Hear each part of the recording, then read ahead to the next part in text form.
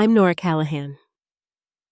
I'm 38, live alone in Seattle, and I've never missed a Sunday dinner with my parents in 14 years, not even during deadlines breakups or the time I had walking pneumonia. I showed up with soup that night, just like I always did, because that's who I am, the dependable one.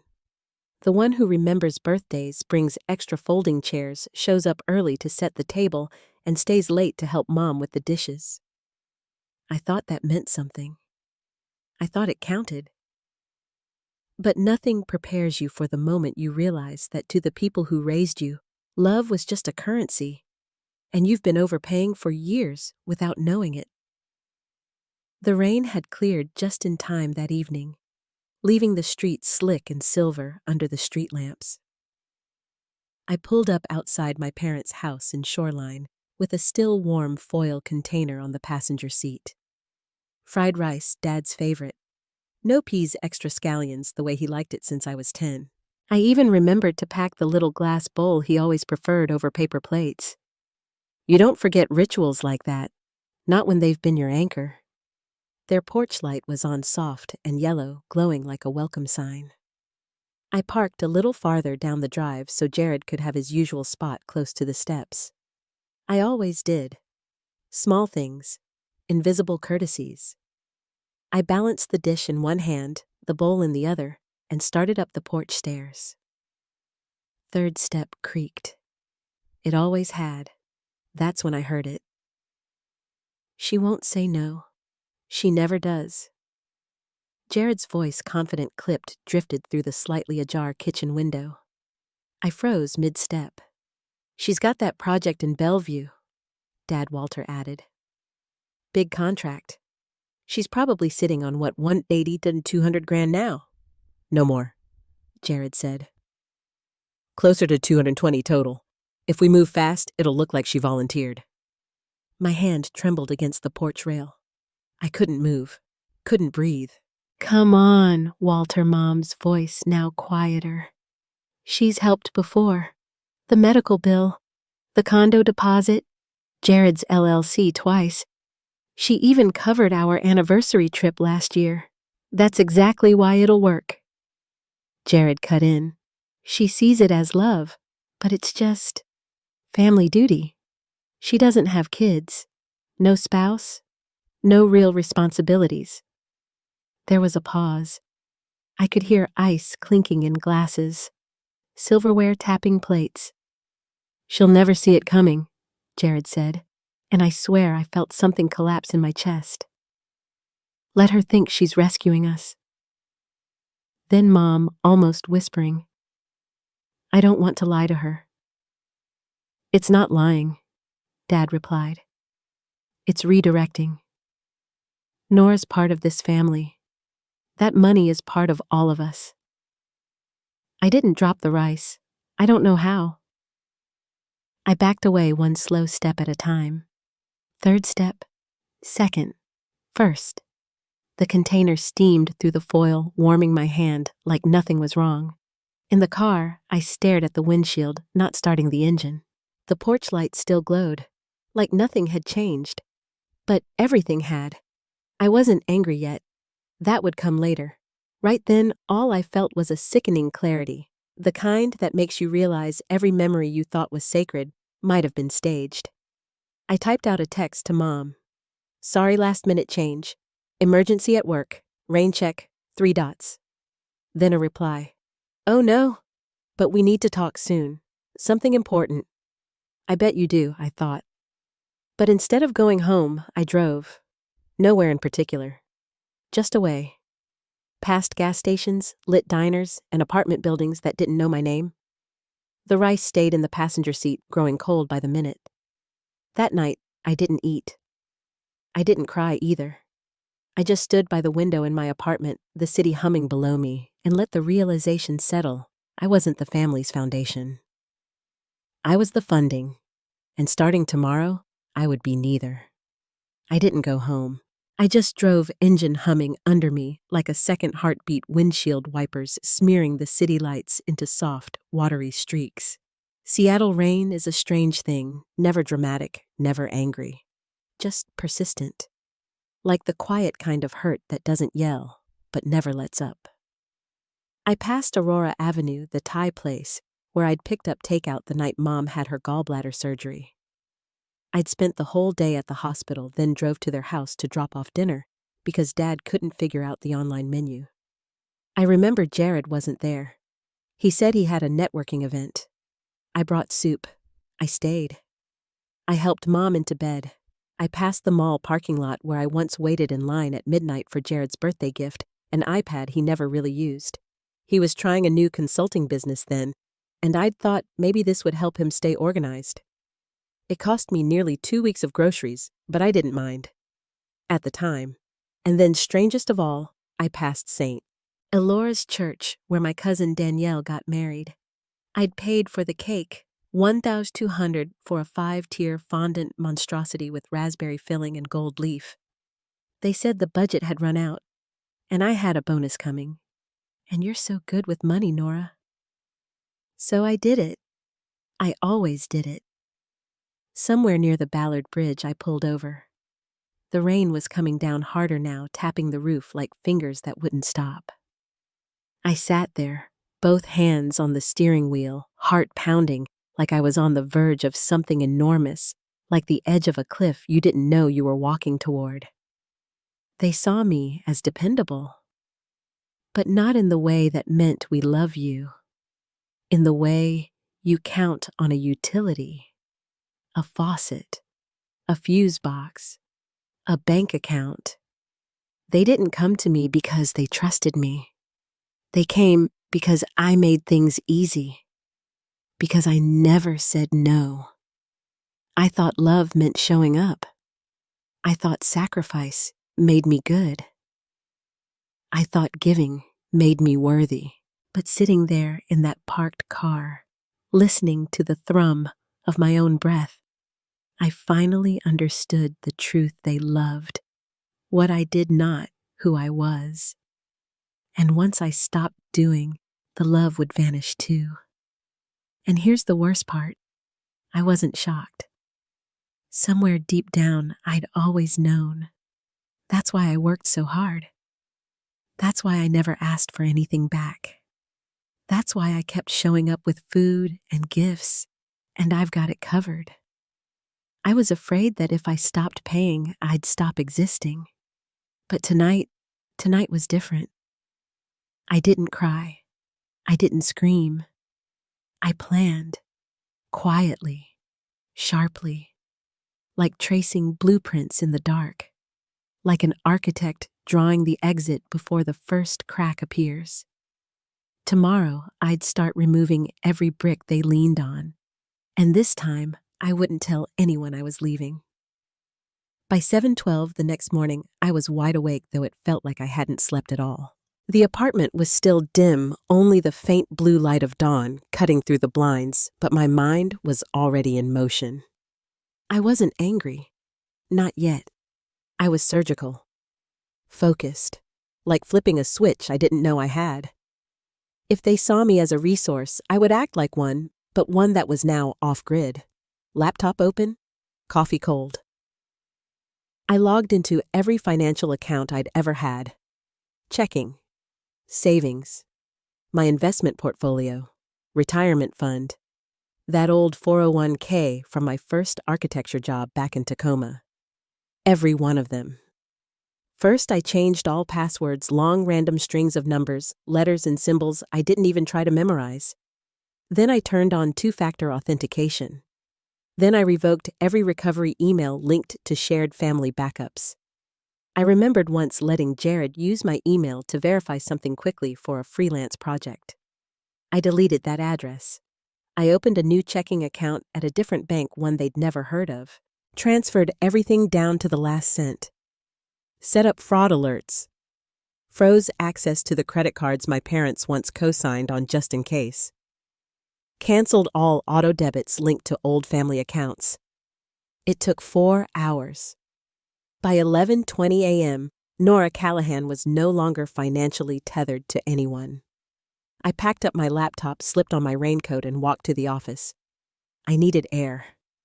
Movement.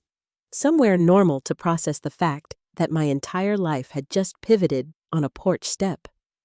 That's when I ran into Emily.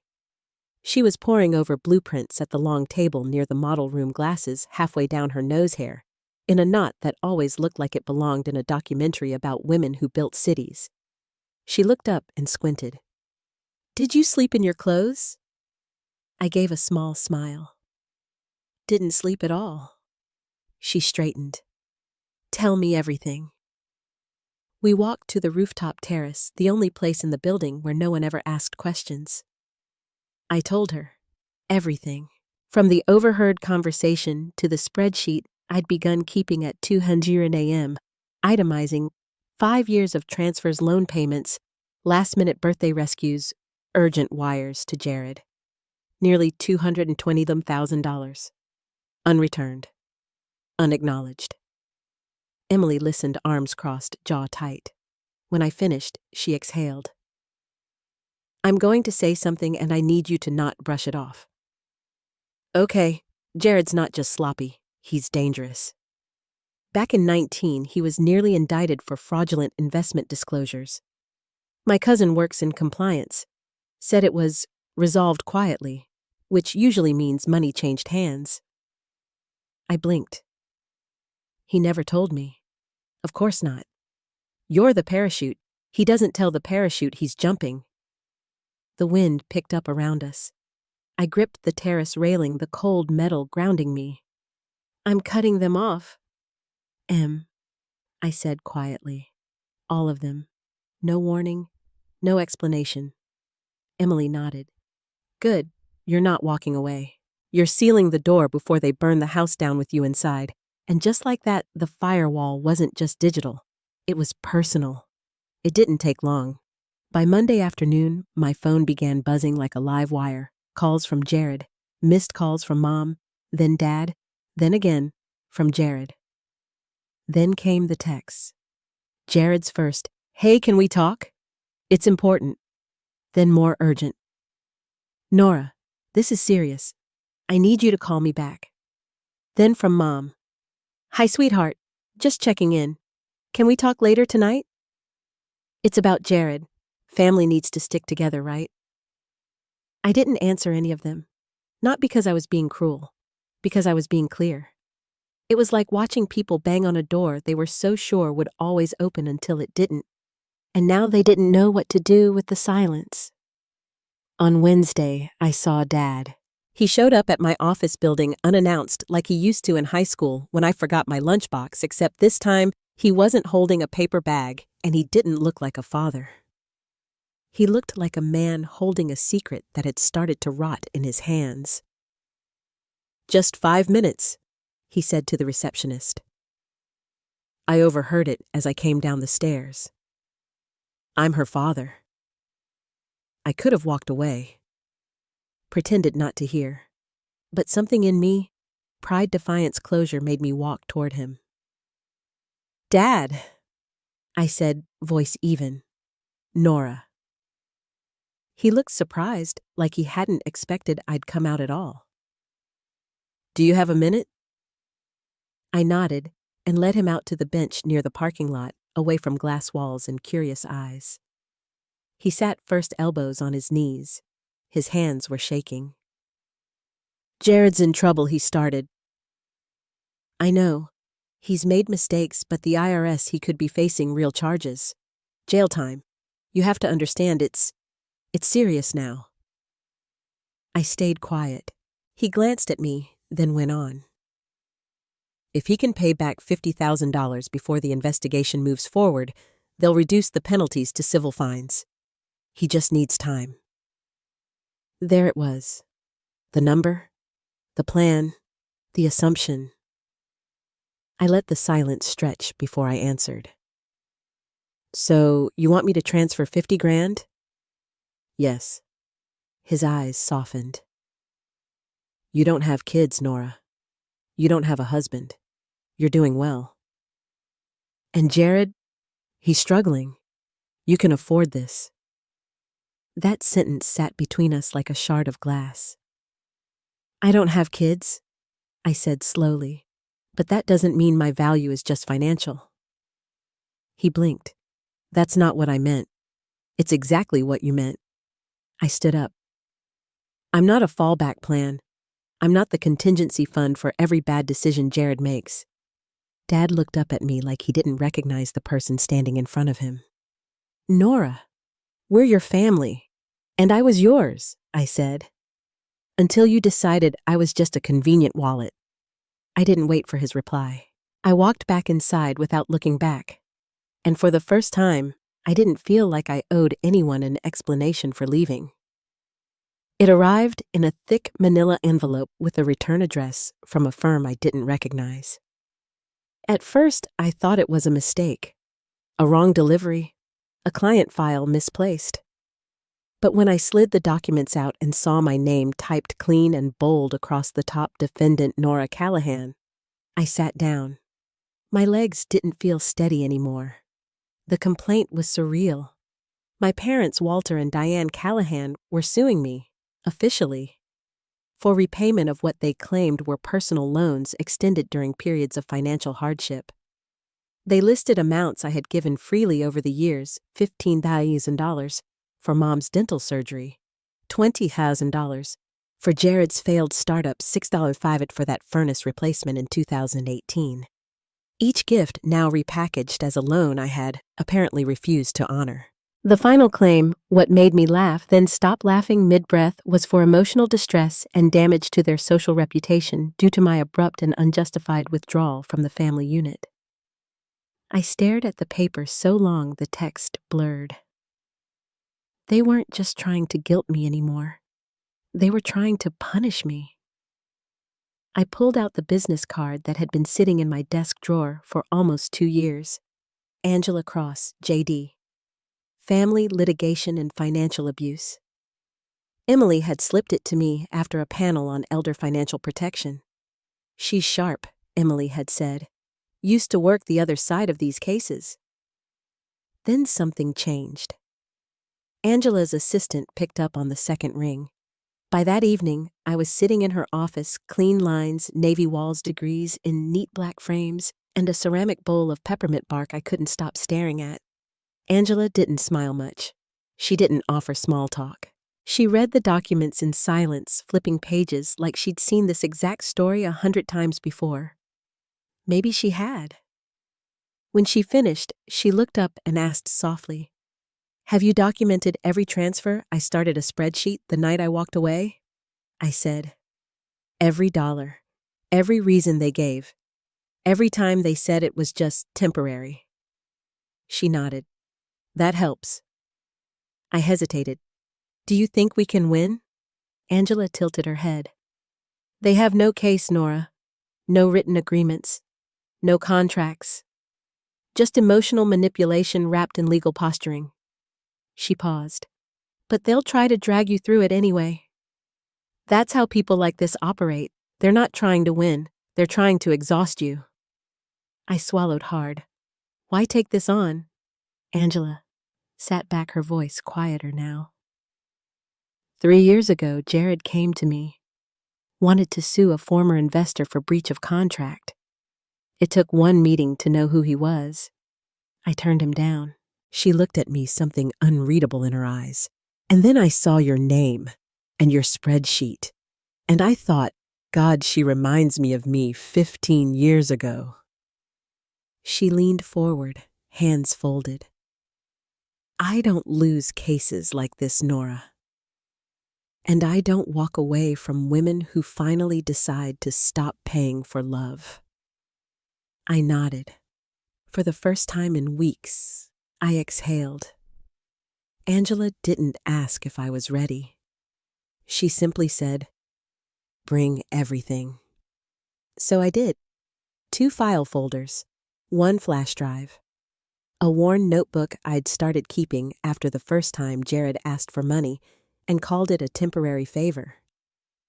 Inside those pages was a timeline annotated in neat blue ink with dates, amounts, email exchanges, and even the emojis my mother had used to soften her requests. "Only if you're able, sweetie." I laid it all out on Angela's desk like a patient handing over an X-ray. Then came the recording. It wasn't planned, just a coincidence that I'd left my phone's voice memo app open in my coat pocket that night on the porch. But the clarity was undeniable. Jared's voice, my father's calm tone, my mother's resigned sigh. The words still stung. She always gives. It's not lying. It's family. Angela listened with her arms crossed, jaw tight. When the playback ended, she didn't say anything for a long moment. Then, that's not just manipulation. That's collusion. I nodded. That's what I thought too. Angela began drafting a counterclaim the next day, a civil countersuit for reputational damage and intentional emotional harm. But that wasn't all. Something's off with the amounts, she said one morning, scrolling through my records. There are deposits here, company wires from an LLC under your name. Did you start a business recently? I looked up from my coffee. What gnome? Never. Angela's fingers paused over the keyboard.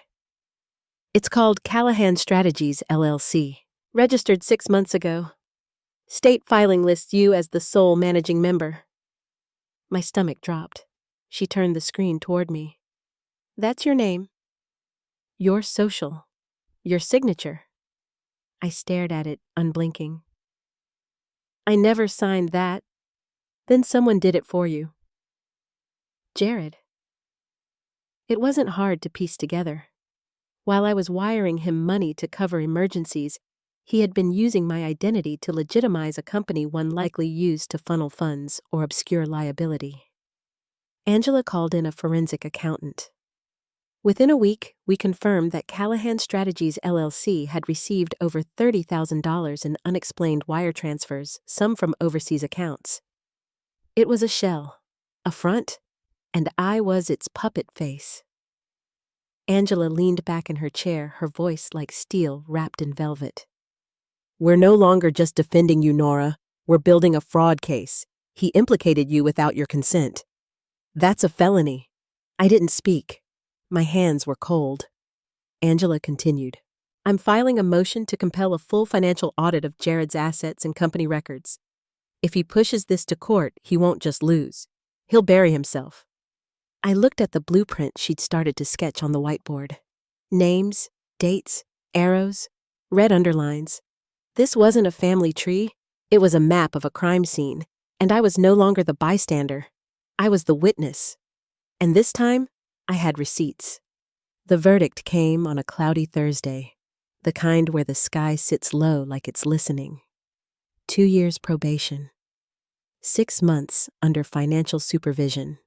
Jared wouldn't see a prison cell, but he wouldn't be able to open a bank account without a government monitor breathing down his neck either. Angela called it a mercy, considering. He pled out right before the hearing once our forensic accountant confirmed the fake LLC and the paper trail leading back to him.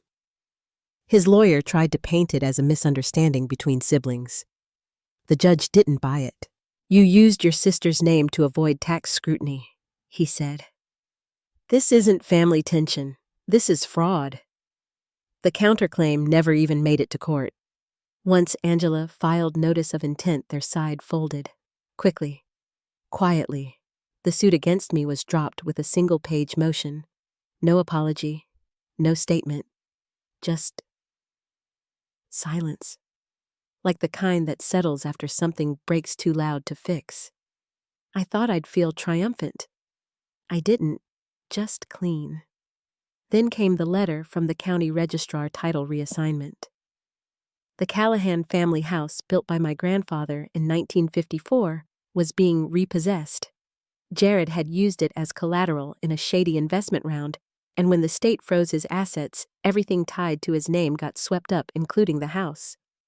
My parents, who had insisted Jared co-sign just for tax reasons, were now without property. Angela looked at me when we read it together. You're not responsible, she said. I nodded. I know, but knowing doesn't mean not feeling. I had spent so long trying to protect a foundation that was already rotting. Now it was gone. And oddly, I felt lighter.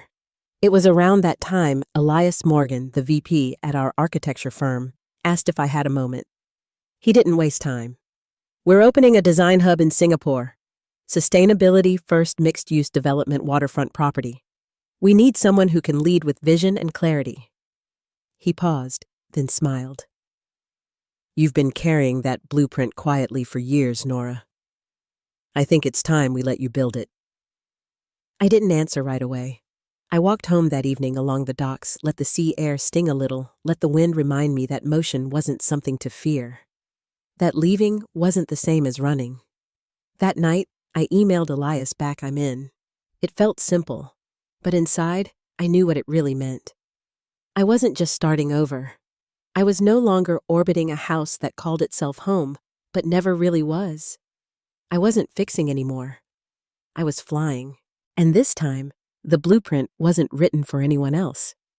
It was mine. My new apartment in Singapore isn't big, but it's bright floor-to-ceiling windows, quiet corners, and the hum of a city that never once asked who I used to be. I unpacked slowly, box by box. No rush. No one to impress. I hung a single frame above the kitchen counter, my mother's handwriting on an old recipe card. Fried rice, no peas, extra scallions, Dad's favorite. I used to think that recipe was a symbol of love, of family. Now I understood it was something else entirely. It was memory, and memory doesn't have to be painful, to be honest. On my first Sunday evening there, I cooked it again. Fried rice, just like I used to, but this time, for no one but me. I sliced the green onions carefully. Let the rice crisp just right on the edges. No shortcuts. No leftovers to pack for anyone else. I sat at the table alone, barefoot, windows open to the skyline, and ate every bite slowly. It tasted different. Not bitter, not triumphant, just clean. Like turning a page and finding it blank waiting. No texts came, no calls. The silence that once used to hollow me out now felt like protection, like clarity. Back in Seattle, I'd kept the noise going, obligations, guilt, the endless cycle of just one more favor. It took a long time to see that I wasn't the backup plan they just never believed I had one of my own. There's a kind of freedom in realizing that no one is coming to return what they took. That you won't get closure in the form of apology, or tears, or understanding. Just space. Just distance. And if you're lucky, peace. I haven't heard from Jared since the sentencing. My parents sent a Christmas card. It said, "Thinking of you. Love, Mom and Dad." I didn't open it. I didn't throw it away either. It sits in a drawer beside old receipts and a passport I no longer use. It's just paper, like so much else. Angela still checks in now and then. So does Emily. We talk about projects, not pain. About gardens on rooftops and water harvesting systems, and how we can design better cities for people who never had a fair shot. That feels like justice too. Not revenge. Just building something solid where once there was rot. Tonight, the air is warm. A breeze comes in through the window and carries no ghosts with it. I finish washing the dish. Dry my hands. Stand by the window, looking out over a city where no one calls me selfish for saving myself. And I think some people only call you family when they're broke. But I finally learned I don't owe anyone for surviving. Thank you so much for staying with Nora's story until the very end. If her journey resonated with you, even in a small, quiet way, we'd love to hear from you. Have you ever had to walk away to protect your peace? Have you ever been seen only for what you give, not who you are? Share your story in the comments, or simply let us know how this one made you feel. Your voice might be exactly what someone else needs to hear today. And if this story moved you, if it reminded you of your own strength, consider subscribing to the channel. There are more stories like this, stories of quiet courage, hard goodbyes, and new beginnings. You're not alone here.